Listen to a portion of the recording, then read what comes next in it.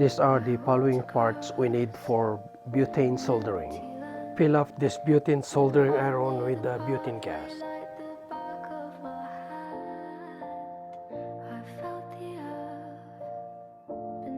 Put heat sinks.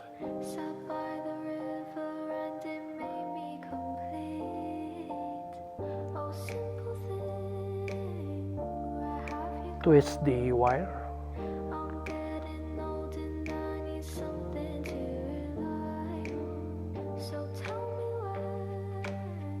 Put soldering paste.